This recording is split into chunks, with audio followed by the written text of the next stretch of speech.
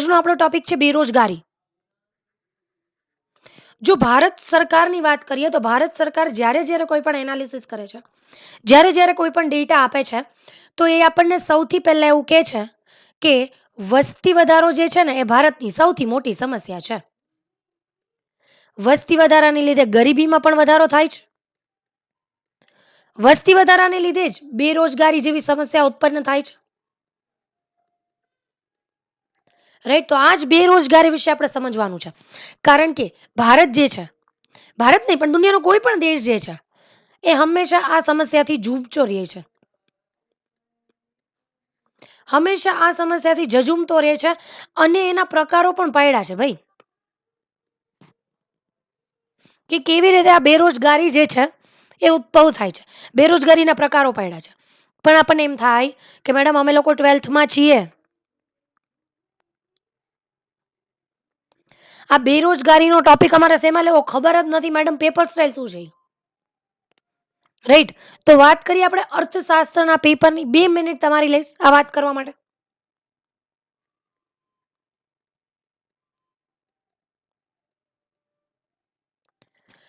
બાળકો, અર્થશાસ્ત્ર જે છે એ આપણને એઝ યુઝ્યુઅલ ખબર છે એવી રીતે 100 માર્કનું પેપર હોય, બરાબર. એમાં કંઈ વધુ ઘટું થઈ જાય નહીં. પરંતુ જે પ્રશ્નની પૂછાવાની પેટર્ન હોય એમાં થોડો ઘણો ચેન્જીસ થતો હોય. પ્રશ્નો પૂછાવાની પેટર્નમાં ચેન્જ થતો હોય તો એ કયા પ્રકારનો ચેન્જ છે એ થોડો આપણે જોઈએ. સૌથી પહેલા તો આપણને નિબંધ પ્રકારના પ્રશ્નો પૂછાય છે, જેને આપણે આપણી ભાષામાં કહી શકીએ છીએ વિસ્તૃત પ્રશ્ન. જેમાં મારે પ્રસ્તાવનાથી શરૂ કરવાનું છે, પ્રસ્તાવના લખવાની છે, એની વ્યાખ્યા લખવાની છે, એટલે કે એની ડેફિનેશન પણ લખવાની છે, એનો અર્થ, એનો મતલબ શું થાય છે એ પણ લખવાનું છે. પછી મેઇન હાર્દ શું છે એ લખવાનું છે. ફોર એક્ઝામ્પલ, તમને પૂછાણું હોય બેરોજગારીના પ્રકારો, તો તમારે એ લખવાનું છે. ત્યાર પછી બીજું તો કે એની આગળ લાસ્ટમાં આપણને એક નાનકડું એવું કન્ક્લુઝન મળવું જોઈએ, કન્ક્લુઝન લખવાનું છે. તો વિસ્તૃત પ્રકારના પ્રશ્નો આપણને 5 માર્કના પૂછાય છે. મેડમ 5 માર્ક કેટલા પ્રશ્ન? 5 પ્રશ્નો, એટલે ટોટલ આ પ્રશ્ન મને 25 માર્ક અપાવશે.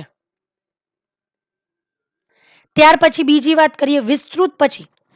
પછી મેડમ મને એવું કહે છે કે લાંબા પ્રશ્ન પૂછાય છે. આ લાંબા પ્રશ્ન એટલે તો કે ભાઈ 3 માર્કના પ્રશ્નો, બરાબર. 3 માર્કના પ્રશ્નો. કેટલા પ્રશ્નો? તો કે 9 પ્રશ્નો. એટલે એ મને કેટલા માર્ક અપાવે? તો કે 27 માર્ક અપાવે.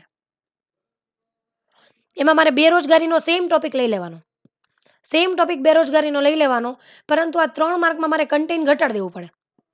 મને સેમ પ્રશ્ન 5 માર્કમાં પૂછાણો હોય બેરોજગારીના પ્રકારો, તો મારે દરેક વસ્તુ ઇન્ક્લુડ કરવી પડે. મને અહીંયા બેરોજગારીના પ્રકારો પૂછાણા હોય તો મારે શું કરવાનું? તો કે સીધા ટાઇટલ આપવાનું બેરોજગારીના પ્રકારો, અને એના પ્રકારોને એનું ડિસ્ક્રિપ્શન આપવાનું શરૂ કરવાનું. ત્યાં વ્યાખ્યાને એવું લખવાનું બેસવાનું નહીં, કારણ કે આપણને એના માર્ક મળશે ત્યાં નહીં. ત્યાર પછી મને પ્રશ્ન પૂછાય ટૂંકા પ્રશ્નો. આ ટૂંકા પ્રશ્નોની સંખ્યા 14 છે. સંખ્યા 14 છે. માર્ક કેટલા છે? તો કે 2 માર્કના.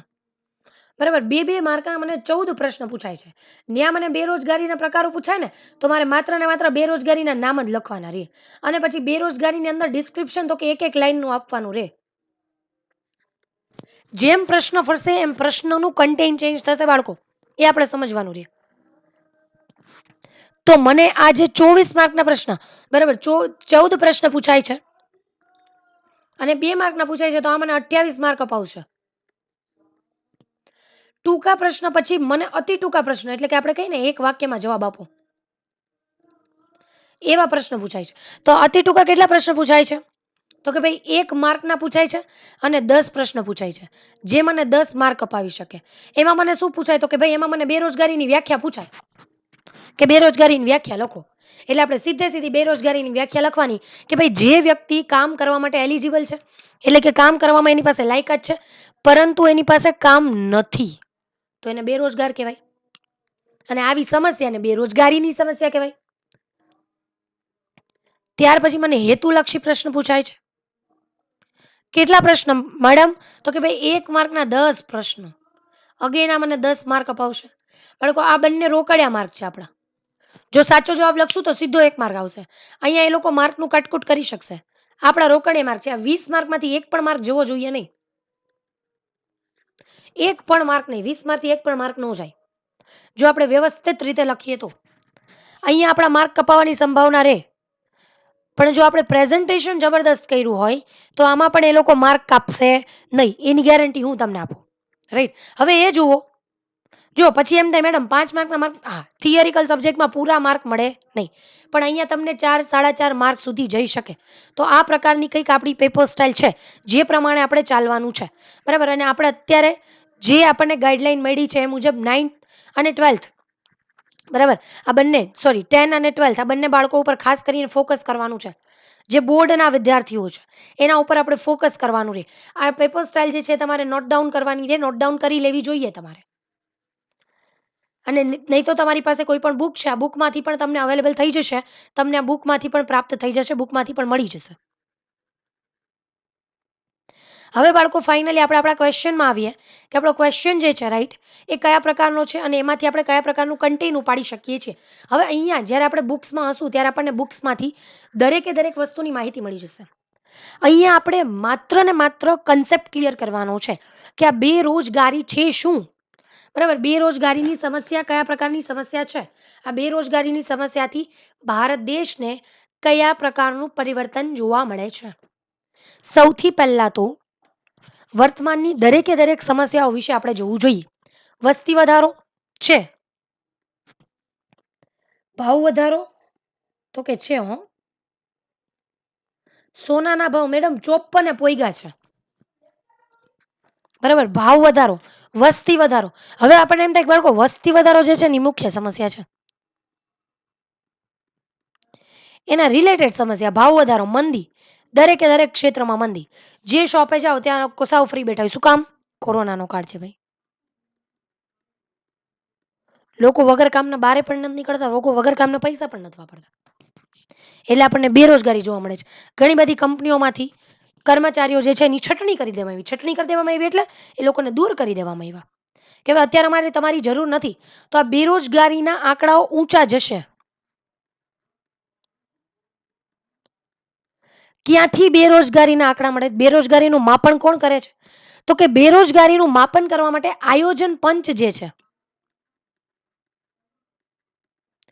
એના સંબંધમાં એને કમિટી બનાવી હતી, જે કમિટીનું નામ હતું ભગવતી કમિટી. ભગવતી કમિટી બની 1973માં, 1973માં. આ ભગવતી કમિટીએ આંકડાઓ રજૂ કર્યા અને એને 3 ભલામણો આપી કે ભાઈ લાંબા ગાળાની બેરોજગારી એટલે કે લાંબા ટાઈમ સુધી, ચાલુ સાપ્તાહિક બેરોજગારી જે સપ્તાહ ચાલે છે એના અગાઉના સપ્તાહની બેરોજગારી, એટલે કે ભાઈ અત્યારે ઓગસ્ટનું પહેલું વીક ચાલે છે તો ઓગસ્ટનું બીજું વીક ચાલતું હોય તો મારે ઓગસ્ટના પહેલા વીકમાં એક વ્યક્તિ જે છે એને કયા પ્રકારની રોજગારી મળેલી હતી, એટલે કે આખું વીક દરમિયાન ફ્રી હતું, તો એને આપણે ચાલુ સાપ્તાહિક બેરોજગારી કહેશું. ચાલુ દૈનિક બેરોજગારી એટલે તો કે દિવસ દરમિયાન કામ જ મળતું નથી, એને આપણે બેરોજગારી કહેશું. હવે આપણને એમ થાય કે બેરોજગારીની વ્યાખ્યા શું લખવી? બેરોજગારી, બેરોજગારી, બેરોજગારી, યસ, ખબર પડી ગઈ કે ભાઈ બેરોજગારીના આંકડા આપણને એક તો આયોજન પંચ આપે છે, પહેલી ખબર પડી. જો હજી બીજી એક સંસ્થા કહી દઉં જે આપણા માટે મહત્વની છે, જે આપણને બેરોજગારીના આંકડા આપે છે, NSSO. ખાસ યાદ રાખજો, NSSO, નેશનલ સેમ્પલ સર્વે ઓર્ગેનાઇઝેશન. આ NSSO જે છે એ આપણને ઘણા બધા આંકડાઓ જે છે ગરીબીના, બેરોજગારીના, બરાબર, બેરોજગારીના ખાસ કરીને આંકડાઓ પૂરા પાડે છે કે ભાઈ એના ઉપરથી જ ખબર પડે છે કે ભાઈ આટલી વ્યક્તિઓ બેરોજગાર છે. બેરોજગારીની વ્યાખ્યા અહીંયા જો લખી દઉં છું તમને. કોઈ વ્યક્તિ બેરોજગાર જે છે, બરાબર, રોજગારી મેળવવા માટેની એટલે કે નોકરી મેળવવા માટેની લાયકાત ધરાવે છે. ભાઈ MBA પૂરું કરેલું છે, જબરદસ્ત માર્કેટિંગના માણસ છે અને નોકરી મેળવવાની લાયકાત ધરાવે છે, પરંતુ એને નોકરી પ્રાપ્ત જ નથી થતી. બરાબર, નોકરી પ્રાપ્ત થતી નથી તો આ સમસ્યાને આપણે કહીશું બેરોજગારી. બરાબર, આ સમસ્યાને આપણે કહીશું બેરોજગારી. તો બેરોજગારીના પ્રકારો કયા કયા પ્રકારના? બેરોજગારીના 2 પ્રકારો છે. એક તો આપણે કહીએ છીએ કે ભાઈ બેરોજગાર વ્યક્તિ છે એટલે કે એને કામ મળતું નથી. પણ આપણે એવી પરિસ્થિતિ કોને કહેશું? પૂર્ણ બેરોજગારી. બરાબર, પૂર્ણ રોજગારીની પરિસ્થિતિ આપણે કોને કહેશું? તો આપણે એમ કહીશું કે ભાઈ ત્યારે 100% 100% લોકો જે છે એની પાસે જોબ હશે, એની પાસે નોકરી હશે, એને આપણે પૂર્ણ રોજગારી કહીશું. પણ આવી પરિસ્થિતિ કોઈ દિવસ કોઈ પણ દેશમાં ના ઉદ્ભવે બાળકો. હવે આવા સમયે કોઈ એક વ્યક્તિ છે, ફોર એક્ઝામ્પલ કોઈ એક્સ નામની વ્યક્તિ છે, એને સામેથી ઘરે ચાલીને 20,000 રૂપિયાની નોકરીની ઓફર આવે છે. એ કે ના ના ભાઈ, મેં તો આઈઆઈએમમાંથી મસ્ત ભણેલું છે, આઈઆઈએમ ખડગપુરમાંથી, મારે નોકરી નથી જોઈતી 20,000 રૂપિયાની. આને નોકરી મળે છે પણ આ ભાઈ નોકરી લેવા ના પાડે છે સ્ટેટસના હિસાબે, નોકરી નથી જોતી. રાઈટ, તો આને આપણે બેરોજગાર વ્યક્તિ કહેશું નહીં. સરકારે નોકરી આપી પણ એને લીધી નહીં. બરાબર. માત્ર ને માત્ર બેરોજગારીની વ્યાખ્યા એટલી જ છે, કામ કરવાની ઈચ્છા હોય અને એને કામ મળતું ન હોય. અહીંયા ભાઈ એને કામ મળે છે પણ આ ભાઈને લેવું નથી. રાઈટ, તો એને આપણે બેરોજગાર વ્યક્તિ કહી શકશું નહીં. એ સરકાર સામે કોઈ પણ જાતના પ્રશ્ન કરી શકશે નહીં. પૂર્ણ બેરોજગારીની પરિસ્થિતિ કેવું, જે લોકોની વિલિંગનેસ છે, જે લોકોને કામ કરવાની ઈચ્છા છે, બધાને કામ મળે, એને આપણે પૂર્ણ રોજગારીની પરિસ્થિતિ દેશમાં કહેશું. અને એવી આશા રાખીએ કે જલ્દી આવી રોજગારી, આવી પૂર્ણ રોજગારીની પરિસ્થિતિ આપણા દેશમાં આવે. હવે આપણને બેરોજગારીના પ્રકારો પૂછાય. પહેલા નંબરની બેરોજગારી પ્રચ્છન્ન બેરોજગારી. પ્રચ્છન્ન બેરોજગારી એટલે શું? તો કે કોઈ એક વ્યક્તિ છે, એક્સ નામની વ્યક્તિ જે છે, એ મસ્ત એક કોકા કોલાની ફેક્ટરી છે. આ કોકા કોલાની ફેક્ટરીમાં આ એક્સ નામની વ્યક્તિ કામ કરવા રોકાયેલી છે. આ એક્સ નામની વ્યક્તિએ હમણાંથી જ રિસન્ટમાં અહીંયા જોઈન્ટ કર્યું. એ પહેલા અહીંયા 50 લોકો ઓલરેડી કામ કરતા. ઓલરેડી અહીંયા 50 લોકો કામ કરતા. અને 50 લોકો કામ કરતા ને ત્યારે લોકો ડેઈલી ટુ ડેઈલી સાંજના 100 કોકા કોલાની બોટલ જે છે એનું ઉત્પાદન કરતા. આ વીરો એક્સ નામનો એડ થયો. મહિના પછી સર્વે કરાવવામાં આવ્યો. પ્રોડક્શન યુનિટ 100નું 100 જ છે. એમાં કોઈ જ ફેર પડ્યો નથી. આવી બેરોજગારીને પ્રચ્છન્ન બેરોજગારી, બીજું નામ છે છુપી બેરોજગારી.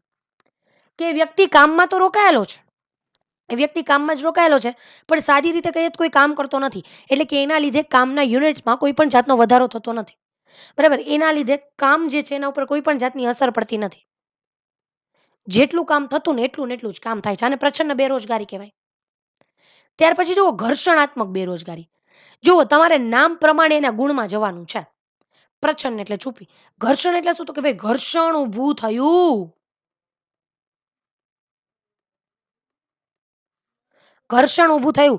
કયા પ્રકારનું ઘર્ષણ ઊભું થયું? તો કે ભાઈ કોઈ એક વ્યક્તિ એક બિઝનેસમાંથી બીજા બિઝનેસમાં ટ્રાન્સફર થાય છે.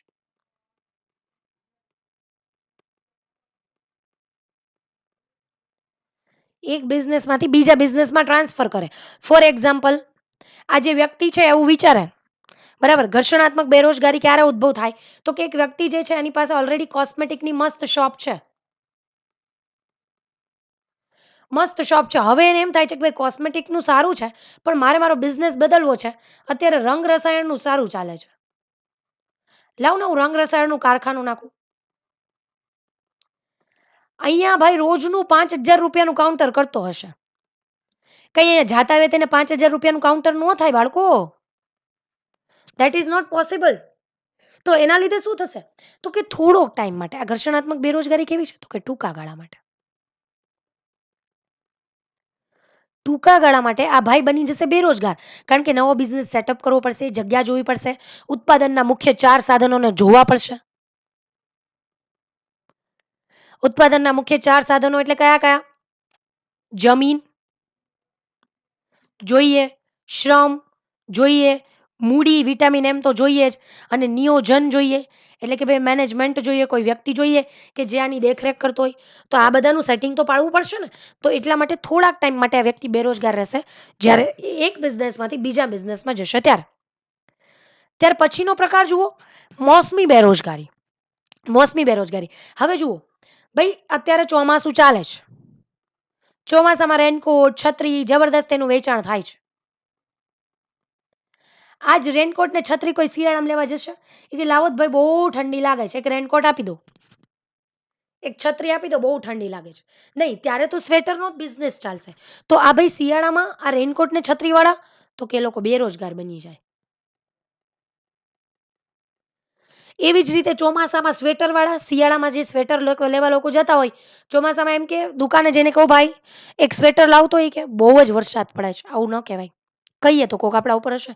તો આ ચોમાસું જે છે, રાઈટ, એ ચોમાસા સમયે છત્રી રેનકોટ ચાલે, શિયાળા સમયે સ્વેટર ચાલે. તો આ શું છે ભાઈ? મોસમી બેરોજગારી. મોસમ પ્રમાણે રોજગારી મળે. જ્યારે એનું મોસમ નથી બરાબર, ત્યારે એ લોકો સાવ ફ્રી થઈ જાય છે.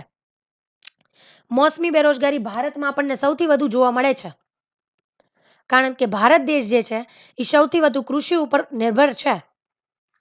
તો આ કૃષિ આપણને મોસમ ઉપર ડિપેન્ડ જોવા મળે છે. તો આપણને ભારત દેશમાં મોસમી બેરોજગારીનો સામનો ખેતી ક્ષેત્રે સૌથી વધુ જોવા મળે છે. ત્યાર પછી જુઓ ખુલ્લી બેરોજગારી. આ ખુલ્લી બેરોજગારી એટલે શું? તો કે ખુલ્લી બેરોજગારીની સ્થિતિ એવી સ્થિતિ કે જ્યારે કોઈ શ્રમિક કામ કરવા તૈયાર છે અને એની પાસે કામ કરવાની યોગ્યતા પણ છે,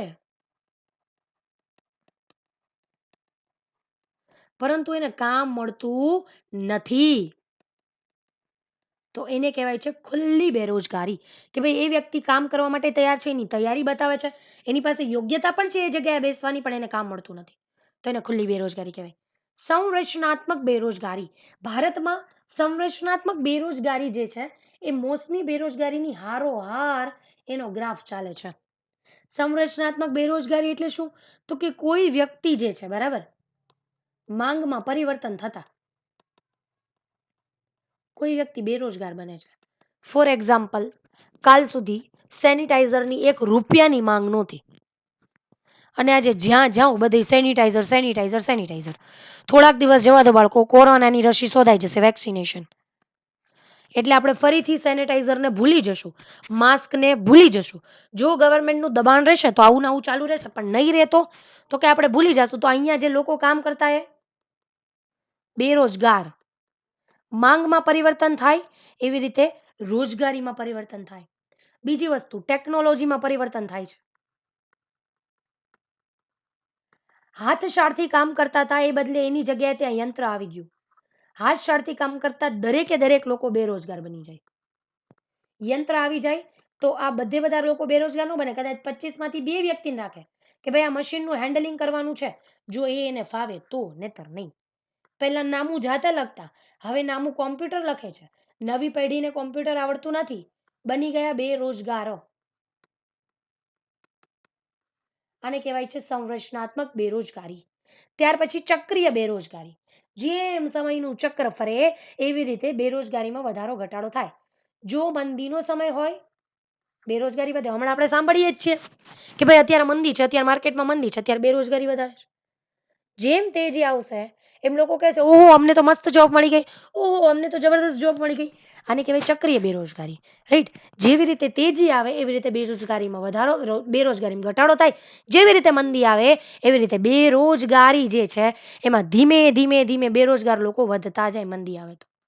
અને જ્યારે તેજી આવે ત્યારે બેરોજગાર લોકો જે છે એની સંખ્યામાં ઘટાડો થતો જાય. એટલે કે રોજગાર લોકો જે છે એનું પ્રમાણ વધી જાય છે. તો આ છે આપણી ચક્રીય બેરોજગારી. ત્યાર પછી શિક્ષિત બેરોજગારી, મોસ્ટ આઈએમપી મુદ્દો. આ શિક્ષિત બેરોજગારી જે છે એ આપણને શહેરમાં વધુ જોવા મળે છે.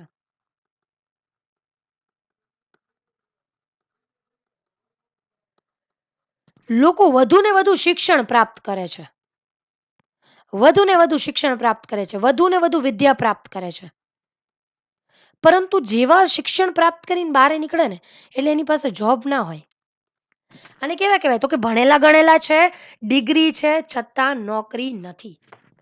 આને કહેવાય શિક્ષિત બેરોજગાર, રાઈટ. કે એ લોકો માટે અવસરોમાં વૃદ્ધિ થઈ શકતી નથી. એ લોકો ભણીને બહાર નીકળે છે, ગ્રેજ્યુએટ થઈ જાય છે, પણ એ લોકોને એની પ્રમાણની નોકરી જે છે એ પ્રાપ્ત થતી નથી. તો આને કહેવાય છે શિક્ષિત બેરોજગાર.